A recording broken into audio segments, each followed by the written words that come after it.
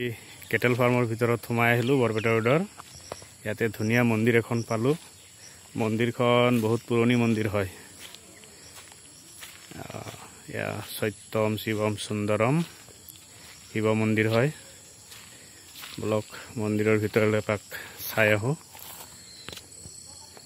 এয়া নন্দী মহাৰাজজী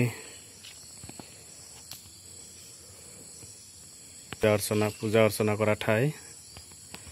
এই মন্দিৰখন বহুত পুৰণি মন্দিৰ হয়। ওম নমঃ শিৱায়। লগতে এখন ডাঙৰ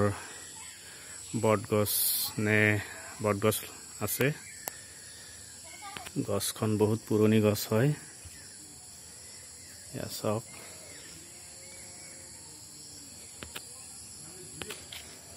একদম নীৰৱ ঠাই, কোনো শব্দ নাই। আশে পাশে অৱশ্য মানুহৰ ঘৰ আছে, খুব কম। মন্দিৰৰ ওপৰত সিংহ এটা ৰৈ আছে। মন্দিৰৰ এইফালে গ'লে বেকী নদী পাম।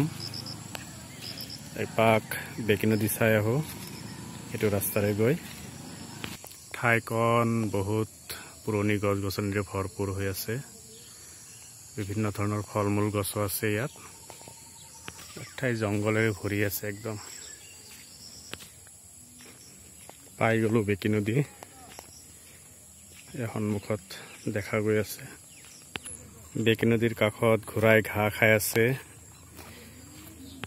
গৰু ম'হবিলাকো বান্ধি থৈ দিয়া আছে।